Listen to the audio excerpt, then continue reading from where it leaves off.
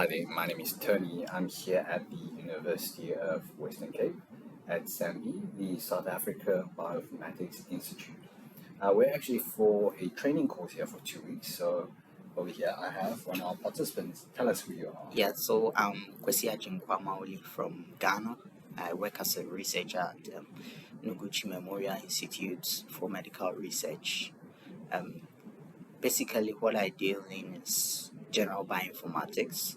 I started off with metagenomics, and my background from school was a degree in biomedical engineering. So I'm familiar with certain programming languages, Python, R, and I also dabble in machine learning. So I kind of cast my net wide when it comes to computational stuff, and then I channel that into research, drug discovery, and NGS sequencing. Okay, great. So this is our week 2 here now. Yeah. And you've been learning some new languages, SnakeMake, Conda, Xflow. Yeah. And there's also some very nice graphical interface like Yeah. Galaxy. Do you see sort of new people that's coming into the field of bioinformatics? What are some of the challenges and what should they be aware of? What platform should one choose? Okay. For bioinformatics, I wouldn't say it is someone should choose one particular tool. I mean, it's very good to have a myriad of options to choose from.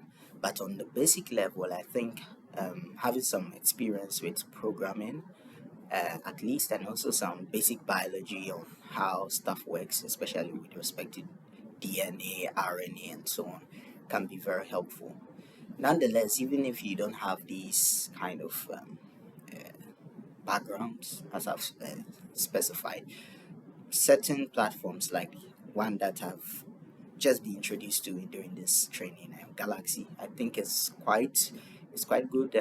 It has a very good graphic user interface, and one thing I love about it is the way it aggregates many of these tools for various workflows, so that it's not like structured in a cast in stone manner. I mean, it's quite flexible. You can decide, well, maybe for this aspect, I'll move my data to Galaxy and maybe get a certain alignment done or variant call done. And there are so many tools to choose from. And also, you can play around with the tools without necessarily having to go through the hardcore, coding and programming that a platform like the terminal command line would demand. So, yes, I think it gives a bit of both worlds, both without the coding and with the coding. But then I'm a firm believer in balance. So, just find a niche where you are strong and strengthen it, but at the same time try to be broad enough to know these available options in terms of whatever analysis you want to carry out. No, that's excellent. I agree. I think there's many tools out there, and you can't be specifically, naive. You need to be around all of them or be exposed to all of them so you can see the advantages and the disadvantages. I mean, it's now 2-3 years after the SARS-CoV-2 pandemic, and we have really seen, countries struggle with it, especially some of the African countries that, lack the resources. I don't know how many mathematicians you have at your institution, but I mean, this is still a relatively new field, and we have seen the need to really, do surveillance or regular surveillance to ensure that we're prepared for the next pandemic if there ever one. Yeah. And, coming from someone in your point of view or your sort of experience, how do you think we should, introduce more scientists to the field? What are, some of your biggest challenges working in this field? Okay. I'll take it from the angle where we look at the fact that there aren't so many or too many bioinformaticians on the continent. I think back in my home country, it's a relatively new area, and it's kind of like it's not an actual specialization where you find people going into. It's more like, well, you have computing knowledge or computing skills, and you have a bit of biology, so you just try and help or fit in that niche. The other aspect is maybe a researcher, a fellow, postgrad student, or so you have a project that requires you to use certain bioinformatic tools, and from there, from the skills you pick up during these projects or courses, you realize, well, I think I can take this a bit further. So I think that's the situation across the continent. It's not as structured as one would expect, unlike maybe a different field like maybe epidemiology, where this guy trained as an epidemiologist. It's a bit more, you know you have the skills. Yeah, there could be formal training in that. I mean, we have master's courses and PhD courses in bioinformatics and so on, but it's not very common in the Okay. continent at the moment. So it gives a certain challenge where experts in the field are not as many as you would like. So that guidance, starting up or starting off in the field will require, well, you have certain people to look up to. Mentors. Yes, mentors to guide you in that journey. But when there aren't many around, it's a very difficult terrain to navigate. But I think um, with workshops like this, and then also networking, some of those issues can be, reduced as a challenge.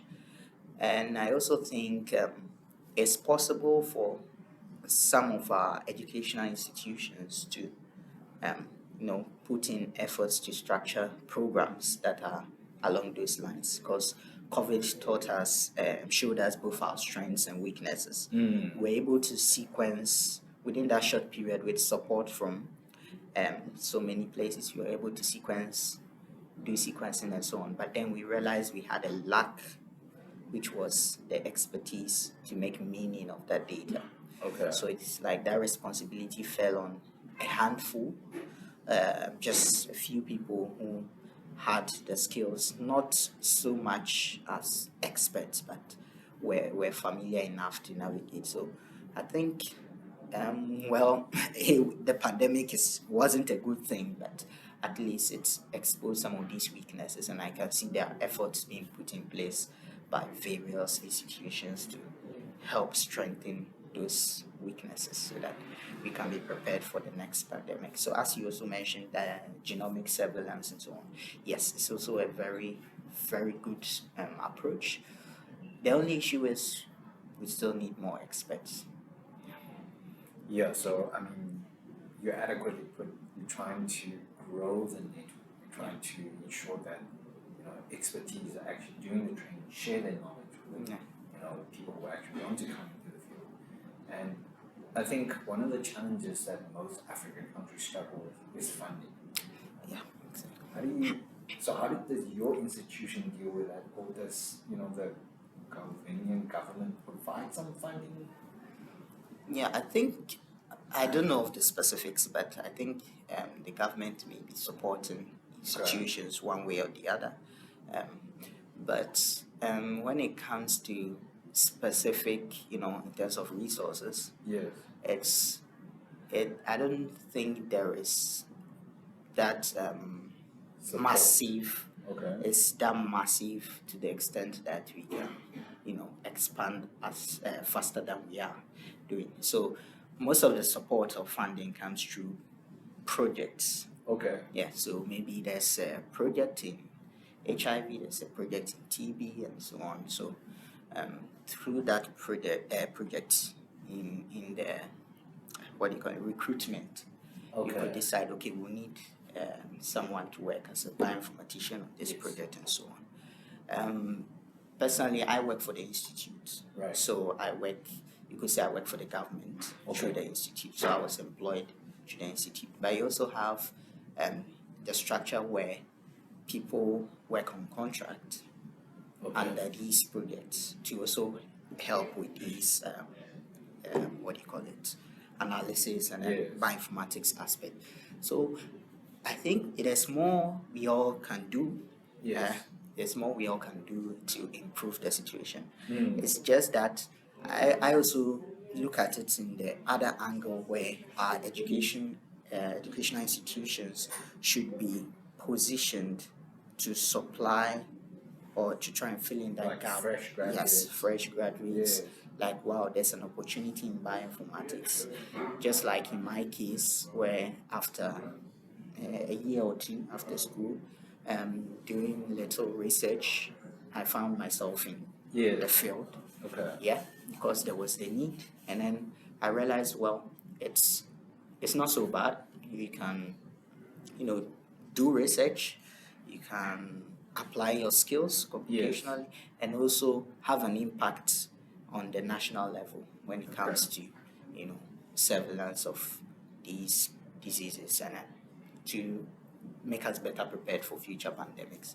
So, yeah, funding comes different sources, including government and so on. But Okay. for the specifics, I can't speak to that. But what I can say is that more can be done, and Yeah. it should be structured in a way that all stakeholders are involved, even the educational institutions. Because even if we have enough funding, the question is, do we have enough human resource, skilled people in that field to take up the challenge with the Right. funding, and that also becomes a challenge. So I think it should be a multifaceted approach. Yes. No, I think it's absolutely right because mathematics going from wet lab Yeah. to sequencing to analyzing data to actually present the data Excellent. in an understandable way to either policymakers or doctors is very difficult. So as we come to the end of this, you have mentioned more needs to be done from an educational perspective. I mean, high school kids, people went to first year university need to understand there is a need in bioinformatics and they can actually get jobs afterwards. But the final question to you is, how do you think we should help young people to understand? SARS-CoV 2 years is finished, but there's going to be a future pandemic that we don't know when it's going to be. Yeah. How do we sort of prepare them and the population as a whole to be knowledgeable so that when the next pandemic comes, we don't have all these fake news. When the next pandemic comes, the rural areas in Africa, we are prepared. We know that we need to sanitize our hands, we need to wear masks and things like that. Okay. Maybe I'll look at it in a few ways. The first will have to do with the public, what do you call it? Public education. Yes. I think it was quite strong in Ghana. Yes. Throughout the pandemic lockdown period and even some months after the lockdown period. So I think people are sensitizing that aspect where when it comes to certain behaviors and then how to prepare for such future Drastic change. change. Yes, I think we are good there, but we could also do more. Yeah. One aspect too, I would say, is the understanding amongst the different stakeholders involved, especially with the technical aspect, because you have a situation where sometimes the bioinformatician may be isolated from a project or an undertaking where you are looking at, okay, let's do this campaign, and then the bioinformatician is isolated only to the point where, okay, we now have data, we need someone to analyze. Oh, the bioinformatician can do that. Whereas if the collaboration was, from the beginning, it would have improved certain outcomes, and at least it wouldn't leave the bioinformatician in the situation or case where they have to magically Knowledge gaps. Yes, yeah, fill in those gaps. So I think the education should, as I've said, the public one, it was good and it could continue. Within the academic, community and so on, we need to also have that cross-disciplinary, interaction. Communication. Yes, because I think it's a very big challenge personally. Because Yes. I feel sometimes I don't know how to communicate my needs to the right stakeholders without feeling that, oh, it's not really okay. You need this. For now, I think this is more of a priority, so can you hold on to that, those kind of situations. And also probably the demands you may be making, in terms of computing infrastructure. How are you going to justify to say your systems administrator why you need a certain resource space. you need a certain internet connectivity you need. So these are the little challenges, and also how to bridge you and the wet lab expertise, because sometimes you realize some of us have gaps in the wet lab knowledge, which mostly forms the basis of so many of these analysis and so on. Yes. So it's a lot which we can talk about, but I'll say basically we need to continue our education, improve our cross-disciplinary communication, Yes. and then also try and get on the ground. I mean, yes, getting for certain countries to have sequences and so on, that's good. But the question is, do we have the expertise to run the sequences? And when the sequences give us output, do we have the people on ground to work with that?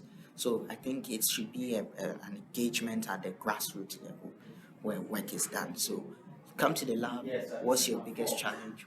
What prevents you from turning this work Actionable yes results. to policy that will influence or cause Communities and policy change and so on? Because if we are not able to sort ourselves out within this space, you realize that how then will we be able to convince those who are outside of our field, Yes. the layman in the streets who may not have that background knowledge to appreciate what we are doing? So I think we need to sort out our in-house issues, this cross-disciplinary communication, and also continue with the advocacy outside of the academic setting. No, I understand. No, thank you so much for sharing All right, those thank you. expertise with us. I think it will be very beneficial and knowledgeable for young group of scientists such as yourself to take over the torch and Yeah, carry on the company. No, thank you. yeah. Thank you too for the opportunity.